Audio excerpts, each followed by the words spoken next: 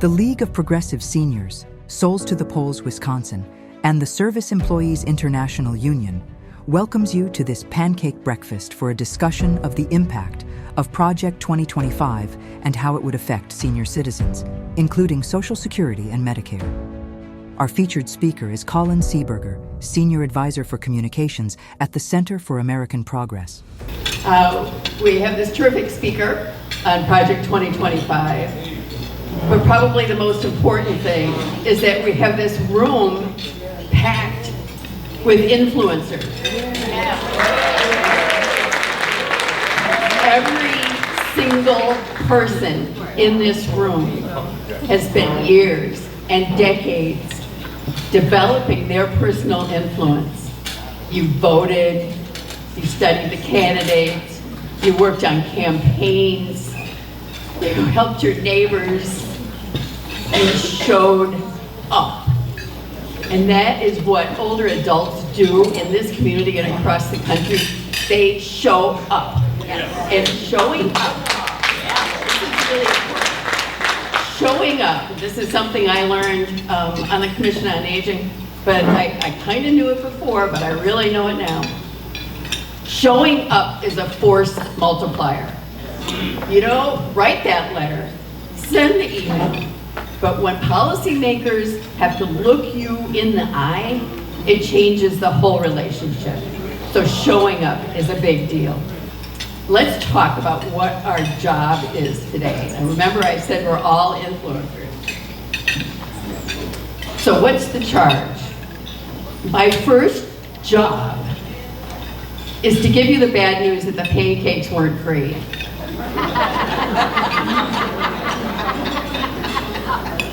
You know, we're seniors. We know nothing is really free, right? So there's a catch to everything. So the price of these pancakes is three things. One is that each of you makes a commitment to talk to 5 people about what you learned today. And you all have a program at your table, you all have pens. Turn that program over and start making your list. Because this is a real thing. We're not just having 260 people, 250 people learn about Project 2025. We want that number to be increased because everyone walks out of here knowing who they're going to talk to about this. The second thing, obviously, is vote. And I don't think that this is an audience I have to urge to vote. But it might be an audience I have to urge to encourage other people to vote and to be very direct about that. All right, so to introduce our speaker, Colin Seeberger is a Senior Advisor for Communications at the Center for American Progress Action Fund. In this role, he is leading coordination of CAP and CAP Action's message and policy research on the threat of Project 2025.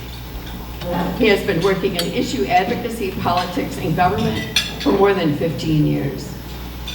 Prior to joining CAP, Colin held various roles in public affairs and directed issue campaigns at Young Invincibles, a young adult policy and advocacy nonprofit organization. He previously worked on the National Public Affairs team at Berlin Rosen and in the press office of Senator Bob Casey. He studied political management with a concentration in strategic communications at George Washington University's Graduate School of Political Management and graduated summa cum laude from Pace University. So, Colin, please take the stage. Thank you so much, Jan, and it is wonderful to be with all of you today. It's a real privilege to get to speak with you. Like Jan mentioned, I am from the Center for American Progress Action Fund. We are a organization that does policy advocacy and research. We investigate the nation's most pressing policy debates and things that are impacting people in their everyday lives and come up with policy solutions and advocate for those solutions with lawmakers at the state and local level, but also federally in DC. So I'm here today to talk to you about Project 2025. And you may be familiar with some elements of Project 2025 and heard about those, but I want to really kind of go underneath the hood and talk a little bit more about some things that you may not have heard of, and really talk about the totality of what Project 2025 seeks to do to our country, reinvent our country, as well as some of the specific policy implications of particular proposals. So Project 2025 is it's a project that is housed at the Heritage Foundation, but is actually part of a program for more than 110 leading far-right policy organizations. They are backed by $22 million pushing this project. And you may be familiar with the 922-page policy playbook outlining across every single agency of the federal government a whole rethinking of how the government is supposed to serve your interests and change that so it serves one person, the President of the United States. In addition to the 920-page policy playbook, Project 2025 also seeks to identify and vet potential political loyalists to be able to serve in the federal government and do the bidding of that one person, the president. Right now, the federal government has about 4,000 political appointees, and what Project 2025 proposes is to increase that number up to about 50,000 political appointees. These are people who, the civil service positions are people like climate scientists at the EPA, are medical professionals at the Food and Drug Administration, are lawyers at the Department of Justice in every agency in the federal government. These folks would be replaced by people who really are just loyalists to MAGA ideology and do the bidding of one person, the president. In addition to that personnel database and vetting these folks to affirm that they are wholly indebted to the MAGA ideology, they also are training folks that they vet so that they can enter the federal government and hit the ground running. The head of the Heritage Foundation, Kevin Roberts, who's promised a second American Revolution in Project 2025, and has done so with threats of violence, said that this can remain bloodless if the left will allow it, is training these folks so they can hit the ground running. He's called them weaponized conservatives, is what he is promising. In addition to the training center, in addition to the personnel database and the policy playbook, they've also got a 180-day playbook for a new far-right administration. Except this one, they refuse to make public. It's held secret. They refuse. There have been members of Congress who have written to the Heritage Foundation, called on them, demanded that they release this. They refuse to. And if what we know about Project 2025 right now is not scary enough, and that they had the audacity to put online, what is it that we should be concerned about that they're unwilling to show to the public? I think that should send a shiver of everybody's spine. So we need to talk about what makes Project 2025 different, because think tanks, the Heritage Foundation, folks put out policy programs all the time. But what's different about Project 2025 is we have never seen this kind of synergy between a political candidate in Donald Trump and the people who produced this plan. Over 80% of the people who have authored Project 2025 worked for Donald Trump in his last administration. They weren't just senior staffers. These are people who served in his cabinet. They were his secretaries in many cases. We've also never seen a policy playbook in this country that wholesale embraces authoritarianism. This plan is an authoritarian playbook that is really the permission structure to go enact a long list of far-right extreme policies that they've been pushing for decades, but they've not been able to do, and they've not been able to do that because they don't have popular support for them. They can't get them through Congress. And so what they're trying to do is gut our system of checks and balances in order to be able to push these policies into action. We also see in Project 2025 a plan that's architected by the most influential far-right policy organizations in this country. If you actually look at the ideas in Project 2025, many of them are already taking root in states under MAGA control right now. Look at Iowa, look at Arkansas, look at Florida. These places are, gutting workplace protections in saying that children should be working in dangerous jobs as young as 14 years old. These are states that are putting 16-year-olds in childcare centers to care for our babies. It's dangerous, and it's also a warning to all of us about what could happen federally if we are not vigilant. In addition to the fact that these policies are already taking root in states under MAGA control, we also know that these policy platforms are overwhelmingly embraced by the far-right politicians who end up getting into power. In Donald Trump's first administration, in his first year, he implemented, in just that first year, 64% of the policies that the Heritage Foundation outlined in its previous policy platform. The nature of this one is certainly more scary in its wholesale embrace of authoritarianism, but that should also be a warning sign that when he wants to distance himself because the public is freaked out, know that he's already got a track record of implementing these ideas. So I talked about that plan to gut our system of checks and balances. Again, this is really the unique feature that you need to walk away with about Project 2025. It's not just a long list of extreme policy ideas. It is a permission structure to actually get them done. So what does gutting our system of checks and balances, what does that authoritarian playbook in action actually look like? It means doing things like replacing our civil servants in the federal government, 45,000 of them, with political loyalists.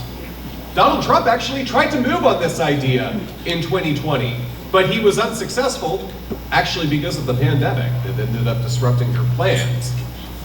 But this is a policy that he's already proven that he will move on.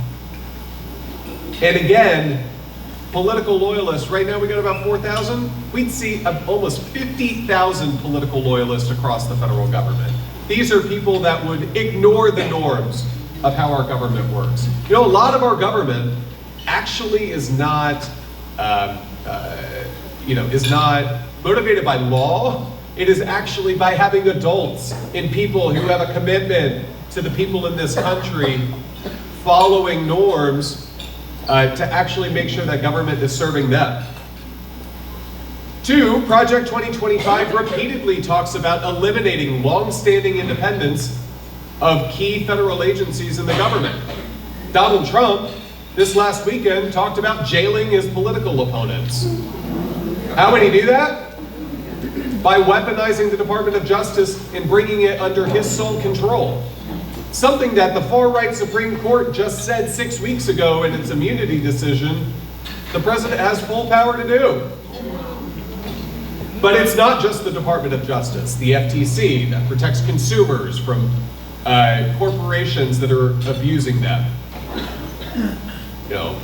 We saw actually a few weeks ago, the FTC uncovered that as part of its investigation into an oil merger, a gas executive actually was caught colluding with foreign governments to increase the price that you pay at the pump.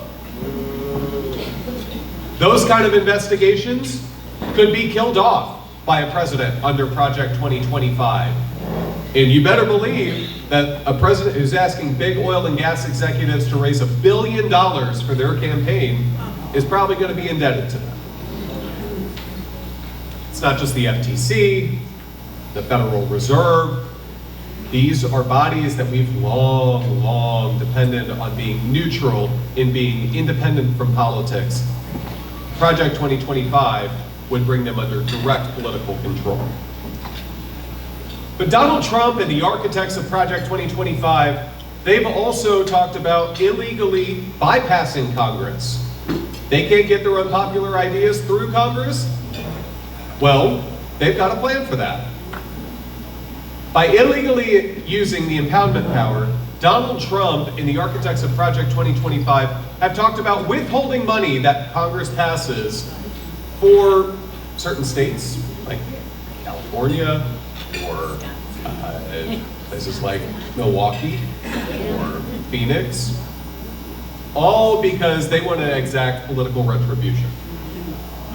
This is, of course, illegal. The Supreme Court has said that time and time again. But the Supreme Court has shown us in recent years that there's no precedent that they're unwilling to take a second look at. And then finally, the news media, they play a critical role in informing the public about what's happening in our seat of power in Washington and around the country. And Donald Trump just yesterday, following the debate that happened on Tuesday, called for the licenses of ABC to be stripped from them. It's a warning, it's a preview of what he's promising in Project 2025 by using the FCC to exact retribution against those who dare to hold him accountable and report what's actually happening. So, beyond just this gutting of the system of checks and balances, beyond the authoritarian playbook, we need to talk about how policies in Project 2025 completely pull the rug out from under America's middle class. It would have an acute impact on seniors in the programs that all seniors rely on. First, I want to talk about fundamentally making dangerous reforms to the Medicare program that completely rethink how this thing is supposed to work. What Project 2025 proposes for Medicare is essentially to make it work and enrich insurance companies at everyday people's expense. Insurance companies would get $2 trillion more over the course of the next 10 years by automatically enrolling everybody in Medicare Advantage plans rather than traditional Medicare. Right now, of course, people have the option to choose what plan works best for them, but under Project 2025, everybody would go into a Medicare Advantage plan automatically.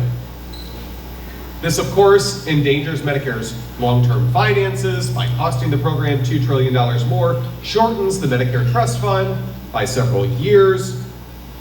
It makes it also harder to access care. Nearly every Medicare Advantage plan requires patients to get prior authorization before receiving certain types of medical services.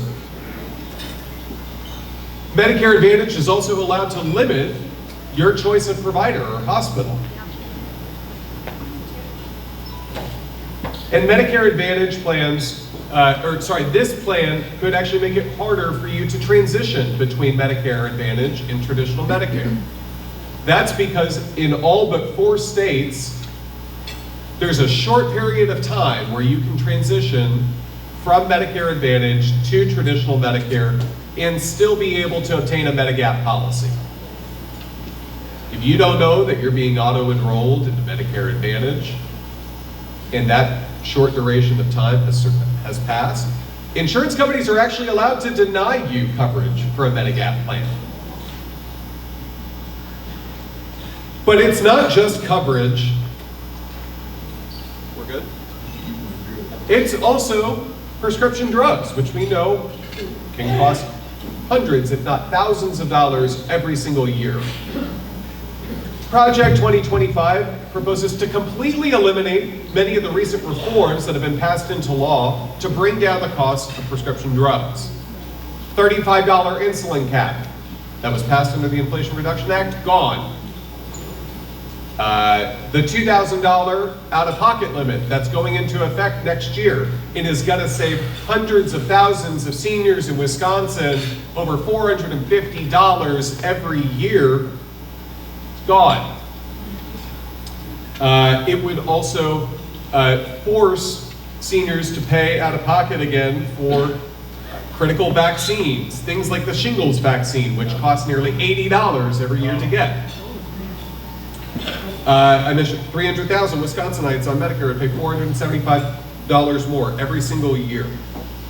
And also, critically, it bans the Medicare program from negotiating with Big Pharma for lower drug prices. The United States pays 2 to 3 times more for the same exact prescription drugs as every other developed country in the world. And they want to make that illegal, even though the Biden administration announced, I guess it was about a month ago or so, they made public the lower negotiated prices for prescription drugs that have gone through the negotiation program, the first 10 prescription drugs. And what we saw was that when they took Big Pharma to the table and made them negotiate, prices for those prescription drugs fell nearly 40 to 80%.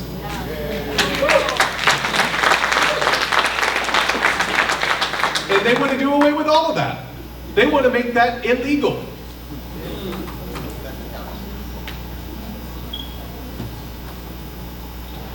But it's not just the Medicare program, it is not just prescription drugs for seniors.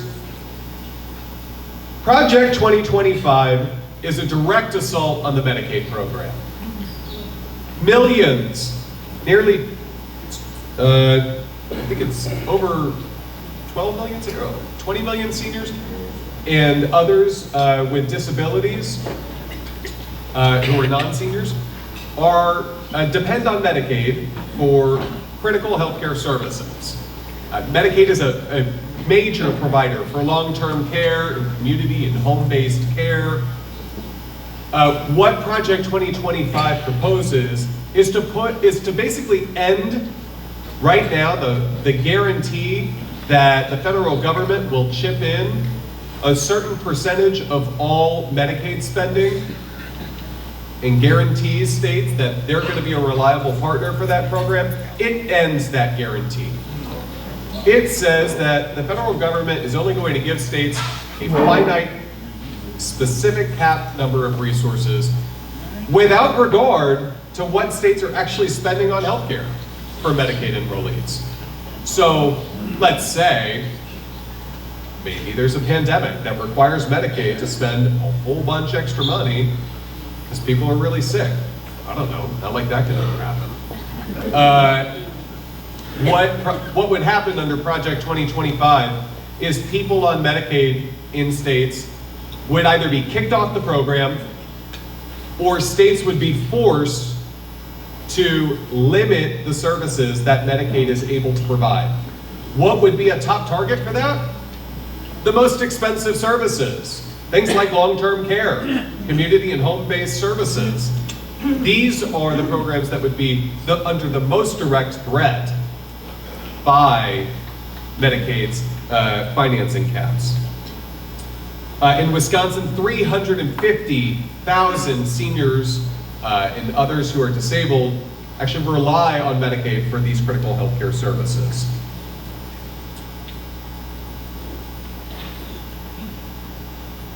Oh, everybody loves taxes, so let's get talking about this.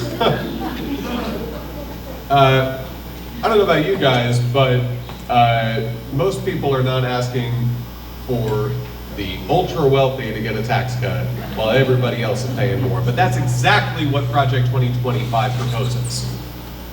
The plan has a 2-phase tax program. The first is to immediately adjust the income tax rates in this country into a 2-rate system, 15% and 30%. Right now, the bottom 40% of people in this country pay no more than 10 or 12%. Immediately, the bottom 40% of earners in this country get a tax hike up to 15%. Meanwhile, those at the top pay 32%, pay 37%. They would get a tax cut down to 30%. It is a fundamental continuation of this far-right tax policy that shifts the tax burden away from the wealthiest among us and shifts it down to people who have the least income on hand. In Wisconsin, the typical family would actually pay over $3,100 more a year under this policy. If you're a single person and you make about $38,000 a year, you're paying almost $1,000 more in taxes. But like I said, this is part of a two-phase tax plan. The second phase would essentially replace income and corporate taxes with a consumption tax. It's essentially a national sales tax, which would trigger a massive boost in inflation, and it would all but increase taxes on pretty much everybody except for the top 10%. You'll see here the bottom 20% would pay almost 30% more under this plan. The bottom 60% pay about 18 to 20% more.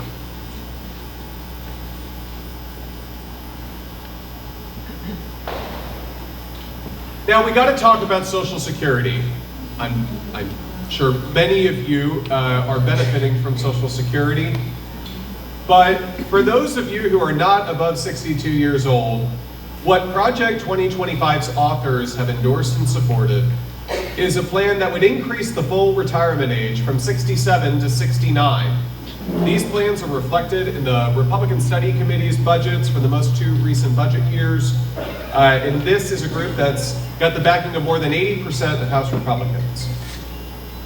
So what does that plan mean? It means that 245 million people in this country, or about 3 in 4 people in this country, would actually see their Social Security benefits cut. These are benefits that they have earned. And what does that mean in terms of dollars and cents? Depending on the year that you start pulling down your Social Security, you could see your benefits cut over the course of a 10-year period between $46,000 and $100,000 a year. Or excuse me, over the course of a decade. I apologize. That would be quite a lot.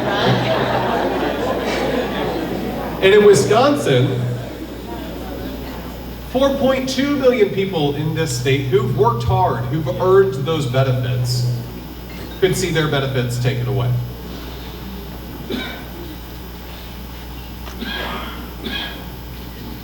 But again, the things that I've talked about here, I wanted to highlight many of the most pressing issues for seniors in my presentation. Really, these policies are just kind of scratching the surface. There's a wholesale gutting of America's middle class in this plan. You care about things like housing? If you're from a mixed status family, you're not eligible for federal housing subsidies. You care about your having an affordable mortgage? If you have an FHA loan and you have a mortgage term that's over 20 years, most mortgages are 30-year terms, right? You're paying more if you did not put down a big enough down payment because they want to increase your mortgage insurance premiums. It ends the Head Start program, which provides childcare for families who are living in poverty. 833,000 kids in this country benefit from this program. It eliminates it. It takes money out of our public schools and gives those dollars to families to use as private school vouchers. It attacks workers' rights, makes public employee unions banned entirely. It allows states to ban private sector unions. It makes it actually possible for businesses to renege from contracts that are currently in place and make it harder for workers to collectively bargain for better wages and working conditions in the future. And it also makes it easier for employers to refuse to pay overtime. How does it do that?